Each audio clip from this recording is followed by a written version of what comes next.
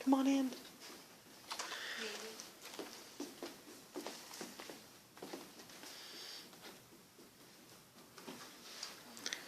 Analytical.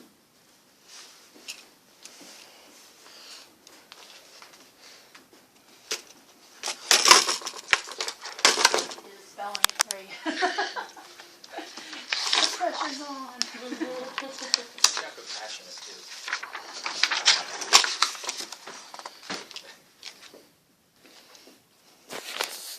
I didn't take elementary ed in college, so I never learned to write software. Tina, would you like me to be your... Yes. Sarah's the art student. Hers is beautiful. You get to be the photographer. All right. I get to be the whiteboard writer. Yes. Because I do this all day long. Here we go. I'm mastering my skills at writing upside down. Exactly. Any other Can qualities? you pass Mary my clipboard and then I'll take my paper? Successful in life. Did you say successful in life? No, I love that.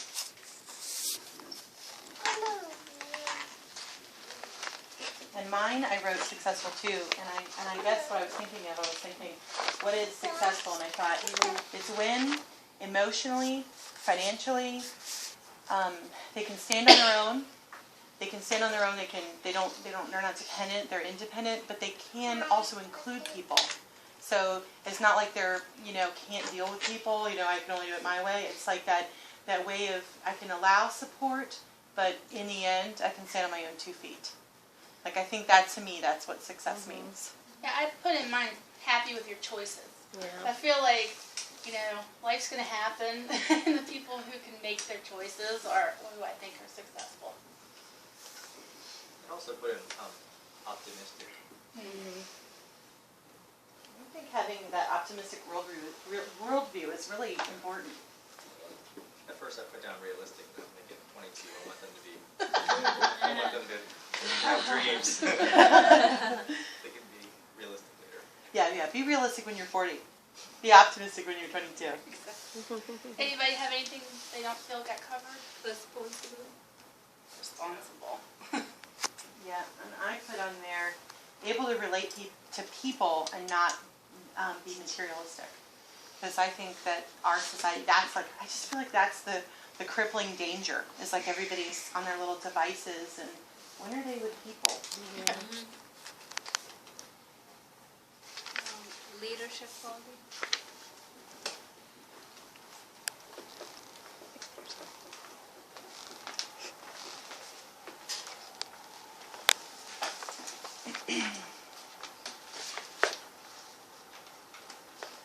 Were there any more? I got it. Organized. Organized, interesting. Yeah. We don't want boring children, do we? Organized. Unloving. Oh, okay. I'm still working on an organized part myself. We can have things for our children that we are not. Yeah, I put on there happy, like knows how to be happy, and flexible. So I think we have happy. I put patient. Oh, that's a good one. I guess I'm just realistic, and therefore I didn't. I just realize I don't have it. So when you want your children, wish for them what you don't have. Well, our board seems pretty full. We'll stop there. But so, how many of these things do you think a child? Well, I guess how many of these? If I told you the child gets all of these things in Montessori, would you believe me? We sure hope so. Yeah.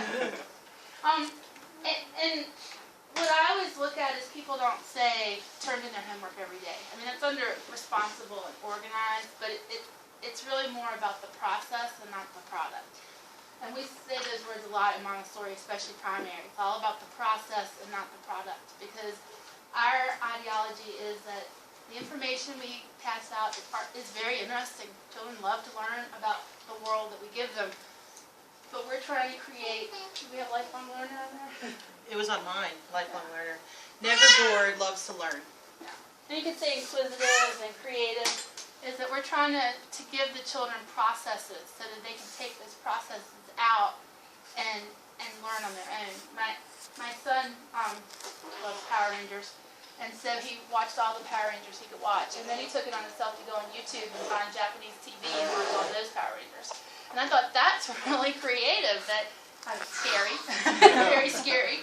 But I thought that's kind of cool that a 7-year-old is going to find that and then just say, this was interesting to me, so I went and I got that. And then he said, and I'm going to teach myself Japanese this week too. Okay. The other thing I like to point out is like these are all very much character qualities. None of you have said, well, I want my children to be rich. I mean, I said financially independent, but nobody says about their children, well, they have to be top of their class, and they need to graduate magna cum laude, and they need to be wealthy and be a millionaire by the time they're 25. I mean, I think that most parents, it's the interpersonal things that we truly deep in our hearts say, this is what I want for my child, and also what I can't really live without. Like, these are the things that I'll be disappointed, or I will feel like I didn't do a good job if they don't have a lot of these things on this list. Whereas I think that feeling like successful parents doesn't really have to do with a whole host of things that are not on this board, like straight A's through high school or whatever. And I'm not saying that Montessori doesn't give an academic preparation, but I think it's definitely the interpersonal things that long term we care about the most. So Montessori addresses that, whereas in a lot of other typical school systems, they're just addressing what your child is learning academically. They're not addressing the character traits. That's not built in or part of the curriculum. If anything, it's maybe a side note. And for us, it's at the core. So. And that's a good segue that's for a you. good segue. So I prepared this handout to go over kind of like the touchstones that would key into what most people consider success. And then we're going to talk about how Montessori supports that. So the first one is innovative thinking skills. If you go on the web and say, what does my child need for the future, innovation is every buzzword. Because we just don't know. We don't know what jobs our children are actually going to have. The likelihood is that they're going to face, that the career they're going to have hasn't even been created yet. Which always blows my mind. But if you think about it, Facebook's only 10 years old, and Google's only, 15, 20? So this world where the good jobs are, it's still growing and changing, and we need to have learners who have critical thinking skills and who can take what's out there and make it their own and look at it in a creative way. So for primary, one of our key parts is sensorial.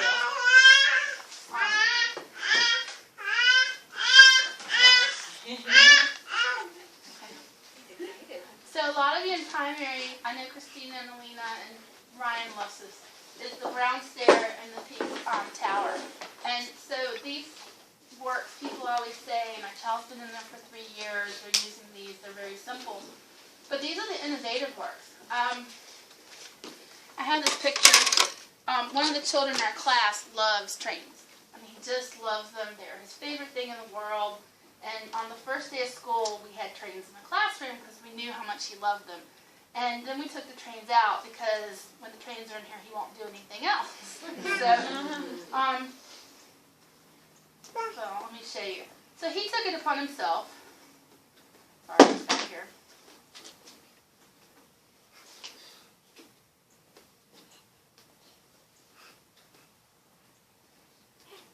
He took it upon himself to make his own train with the brown stair.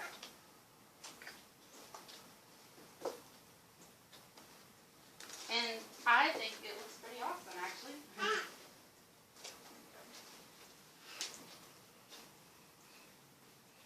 Yeah, note to self, key in. Yeah. So no one showed him. He came over and he said, there's no train in the room. And I said, yeah, we took the trains out. And so he took the brown stair, and I look over 5 minutes later, and he's like, look, I made a train. There wasn't a train in the room. And so I just thought that was the most innovative use of that work I've seen. Well, he's also learning spatial connections. He's learning about 1 through 10. He's building his mind. He's a 4-year-old. So he's using that work that way. A 5-year-old is going to come in, and they're going to start mixing all the sensorial works. So Anna's going to come home soon with these really intricate pictures of where she takes the works, puts them together, and starts saying, did you know that the tower and the smallest tower cube matches one of the brown stair cubes? And did you know that if you put the smallest one and the next one together, it'll be like the third one? So they'll come home and start making these connections. They'll also start using mapping skills. So they'll go and actually trace, you'll probably see Sydney doing this thing too, is that they'll trace and make maps, and then they'll start making their own designs on the paper. So they're taking 3 dimensions and working in a 2-dimensional way. So the work is simple, but what you can do with it goes on and on.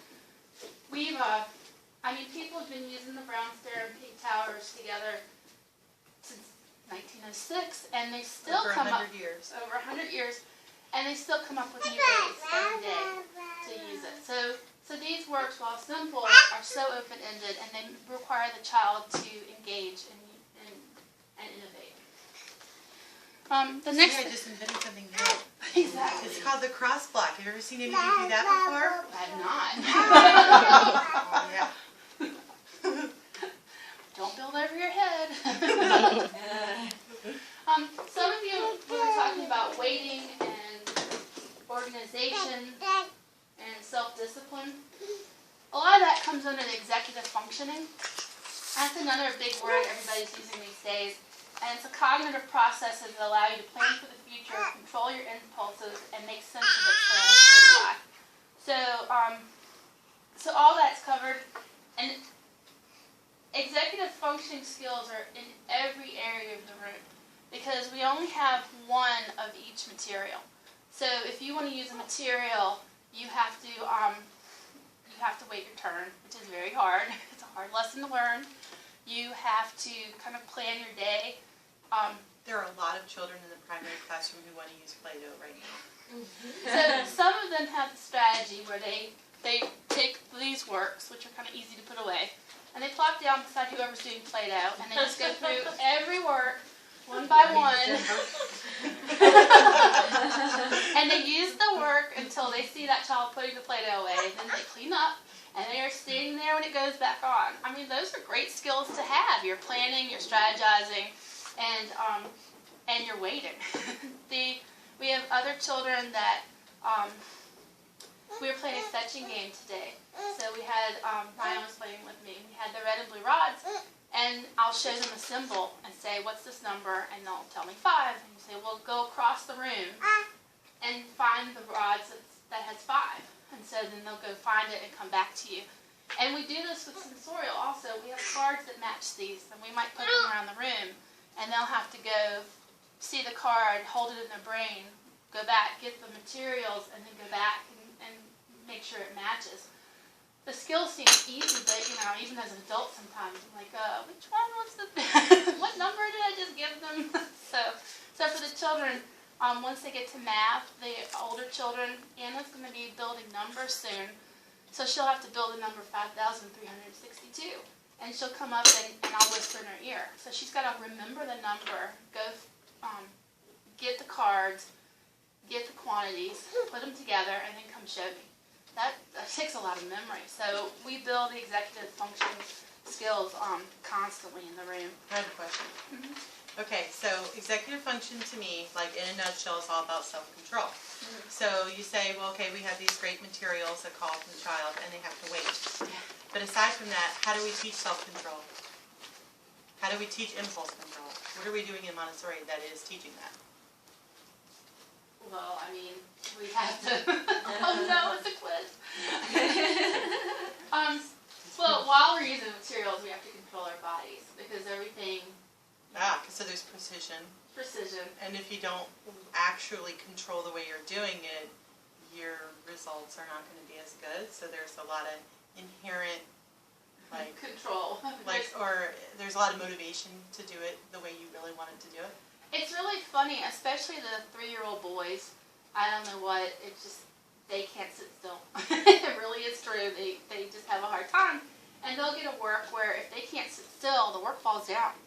And it might take them a month or 2 months, but before long you see them and they are so still and they are doing it. Or last year we had the bunny in a different place and the 3-year-old boys all wanted to see the bunny. We're like, you have to sit here, you have to have your hands on your lap, and you have to not talk to your friends and you can watch the bunny. And you'd see 4 of the 3-year-old boys lined up, little statues, and they'd sit there for 10 minutes just watching the bunny. And then they would get up and go work. And you're like, well, I just, caused them to sit still, to practice controlling their impulses, because they all wanted to touch it, to practice being beside a friend and not talking to them. But, it wasn't me. I didn't set the bunny work up. They created that work themselves.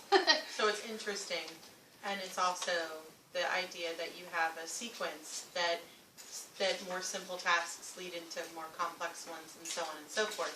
So in order to get to something that they really are jazzed about it, they often have to follow a series of presentations and show a lot of skill with things before they can get to that really exciting thing. We have one little boy who wants to do the 1 through 10 counting map. He just comes every day and says, I want this job, I love it.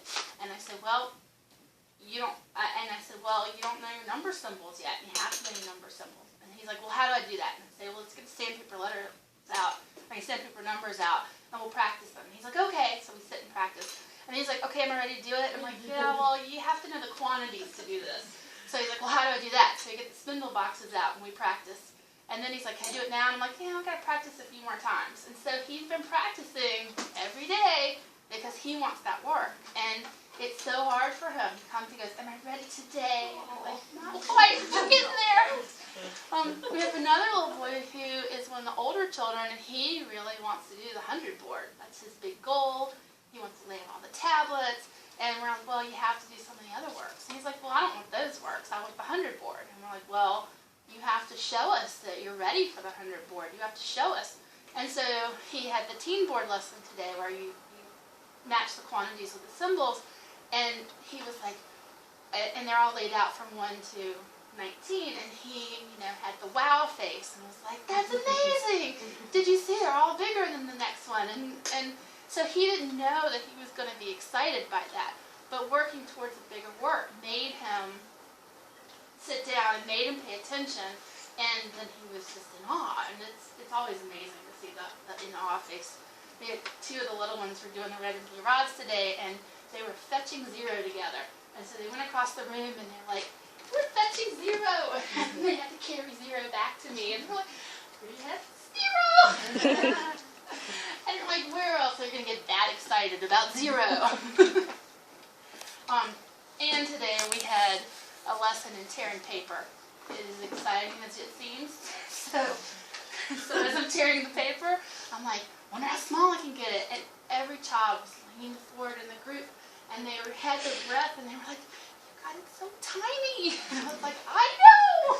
It's amazing! And then, but that's how we entice the children. That's how we get them to want to do it, is that we have to love it.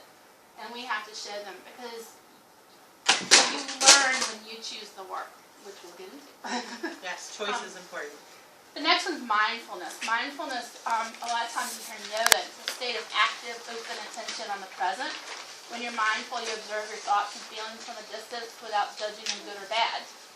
A lot of people associate this with meditation. And in Montessori, this is the concentration level we're always trying to attain. When a child can choose their own work, they're interested in it, even a 2.5-year-old or a 3-year-old will be utterly concentrating on that work.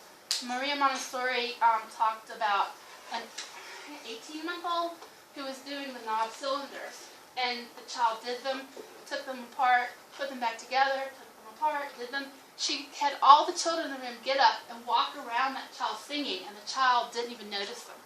And then she came over and picked the chair up, and the child still kept doing them. She hadn't figured out how, but anyway. They're probably leaned up. They must have been leaned up. The child didn't notice. And then when the child was done, the child it was almost like they came out of a trance. And you see the children doing that. They'll get a work, and you could set off an explosion in here, and they don't know because they're in trance with that work. And that's the mindfulness. Once you start doing that over and over, you're able to convey that into the rest of your life.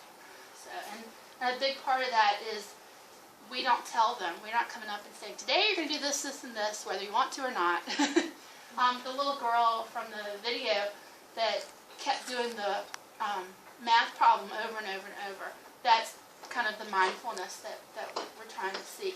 And a lot of times you'll see them do that for a day or two, and then they're like, I'm done now. I'm going on to language today, and I'm going to... They got what they needed out of it. They got what they needed. I always think of the 18-month-old that learns a step. You know, you see them when they learn to go up and down the step that first time, and they will stay there all day going up the step and down the step and up the step and down the step. And then the next day they're like, yeah, it's a step. I don't care anymore. So Montessori mindfulness, when we talk about a normalized class, you'll hear us say that sometimes, or the child's normalized, we might say, what we're talking about is that during the day they have one or two of these periods of concentration that we observe them, and it's really great about mid-October. About for 5 minutes every day, the entire class is just silent and everybody's engaged. And you're like, wow. And then they go through periods because they're young, so the younger ones do usually smaller cycles. So they'll be really engaged, and then they'll kind of pop up, visit with their friends, go see the bunny, get a drink, and then they'll get the next work and they get really engaged again. The older kids can stay with the work longer, and elementary can stay with the work a lot longer. So mindfulness, I always laugh. I'm like, yeah, we've been doing that for a long time.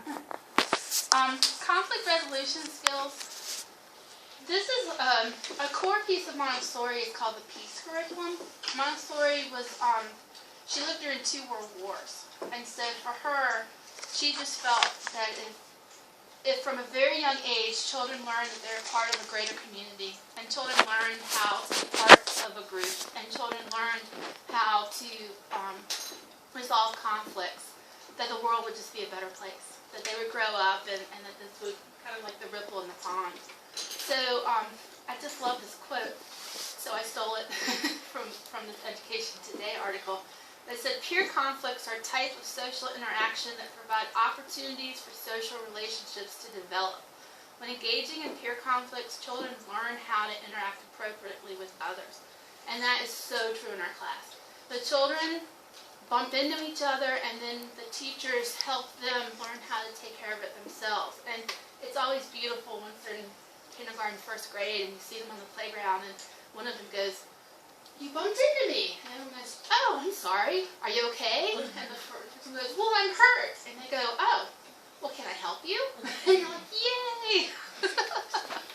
Or you'll see an older child come up and like, oh, Janet, I see you're mad at Eric. What's wrong? And they'll talk them through and go, oh, he touched your work. Yeah, Eric, you're not supposed to do that. But Eric, why don't you come work with me, and we'll let Janet work by herself for a little while. And you're like, yay! I mean, that's the kind of child that's going to grow up into an adult that can really take care of themselves in a lot of different ways. And we do, with the youngest children, we do a lot of sports casting. So the 3s, even the 4s, they don't always understand. So sometimes you have to say that feeling is you're upset, or you're angry, or you're mad. Well, you're angry again. You're sad. And they're like, oh. And then by about the 3rd time you do it, they're like, yeah, I'm sad. And so I always love with the littlest ones, the 2s, you can say, oh, but you'll be happy. And they're like, oh, I'll be happy. And I'm like, you're happy right now. I'm happy right now. And I'm like, I'm a Jedi. That stops working with our 4. Yeah.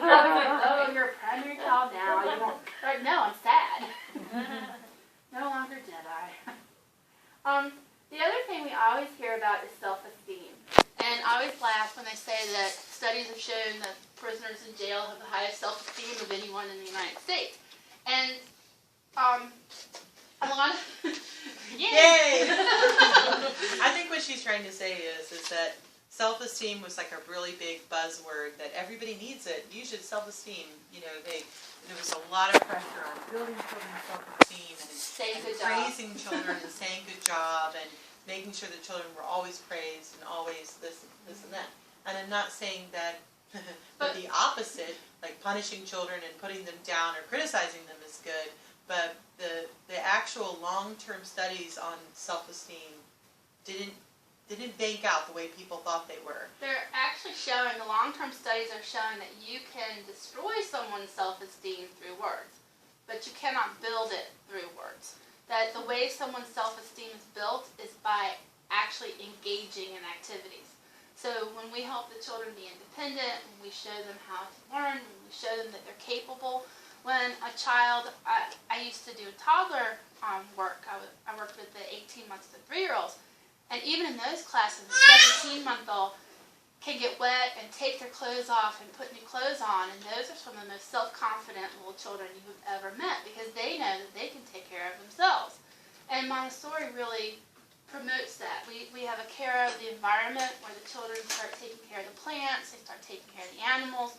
Elementary cleans up every day, so they really know how to take the trash. And we have a care of self. So the children can, elementary's most favorite activity the whole year is foot washing.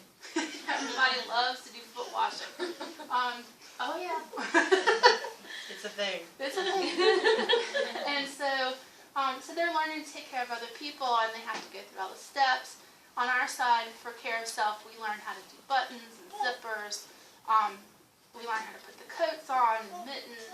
So it's all about building self-esteem through being a capable person. And in the elementary side, it's about service. It really is. They feel their best when they have served their community, when they are a part of the team, when they have made a contribution. And everybody knows it, and everybody feels it, and they come to me, they're beaming. Did you see what I did in the library? Look, come here now. Look what I did. And I go, wow, everything is alphabetized, or you know, there's not even a speck of dust on here, or whatever it is that they did, and they're like, it's amazing, and then they're just like bounding off with happiness, and that's what makes people feel good, is serving a greater community, of knowing that there's a need and meeting it. That's what makes us feel good as adults, so children are the same way. They just really want to be a part of this world, and they really want to matter. And they know they matter when they make a contribution. Right. So even though self-esteem is the buzzword, praising does not get you there. So a lot of times we try not to praise here. It's societal. It's hard to stop. But it also feeds into that we want the children to learn for the sake of learning. We want them to complete the work and say, I did it, and not have to have anyone from outside come and tell them, you did a good job. That job doesn't have value until I come and judge it. So we want them to be able to understand their own worth. And so the last is interdependence and independence. And so this just kind of talks about who the child is becoming and how the interplays.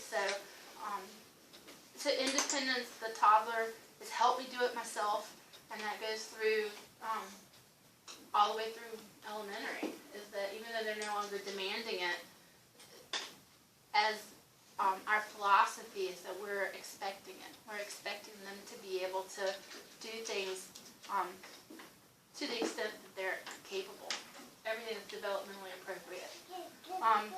Interdependence is that even in 3s and 4s and 5s can feel like we are part of a community. This isn't our class, this is their class.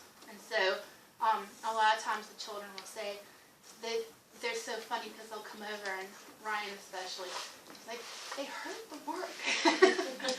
They're not using this right. Or last year we had some of our geometric solids, these blue three-dimensional shapes, had gotten really sad. The paint had chipped off, the edges weren't very sharp anymore, and so the cube was more like a rounded, edged thing. So there's nothing really cubic about it anymore.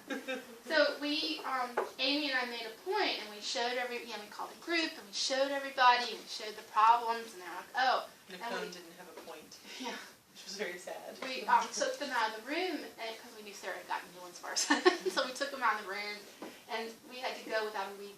I mean, for a week we had to go without them, and then we had a group and we brought them out, and we're like, this Sarah knew that we didn't have them, and it was so sad. And they're like, yeah, it was so sad because somebody had made them messy. 'Cause that's the great thing; it's always somebody. Not me. Exactly. Work. And so we brought them out, and we told everybody how careful they'd have to be, and that they came all the way from San Francisco, which I don't know where they really came from, but she went to conference there. They knew. They came from San Francisco. Yeah, they came from San Francisco, and they came all the way here, and they're so beautiful. And so I did the lesson the other day, and all the children from last year were like, and the old ones were chipped, and the old ones were dented, and the old ones, we couldn't use them anymore. So everybody, you have to be careful with them. Everybody, we have to use 2 hands. And they remembered from last spring, and it was so important because these are their materials. And they understood that it's important to them. Okay? So that's into my handout. And we're going on a little... Thank you for being patient with us going over all this. Yeah. We wanted to kind of give, in case you're, the idea is portrait of graduate. We've done the board, what we want to see with our children. Well, how did we get there? Innovative skills, innovative thinking, being able to be creative. That's all there. Executive function, responsibility, self-control. Just being able to be successful. You just really can't do it without having that executive function skills and learning those kind of basics. Mindfulness, that goes into that good character and honesty and being able to be happy with your choices because you're able to say, who am I? And be that reflective kind of person that is, has character. And then the self-esteem, which would be said self-assured and confident and optimistic. So that was like a huge part of it. So I think what we try to do here is we try to say, and lastly, independence and liking people, that was interdependence. So everything that's on this board, we have the kind of educational words that kind of go with those things that we want. So when we say, we're doing this activity because it promotes mindfulness, or we're doing this because this is really helps their critical thinking, it's because we're looking at what we want them to be when they're 22. So, so we have a portrait of our graduate, and here are the skills that they're going to need to get this, to be that person. Yeah, so what we're going to do now is anybody that wants to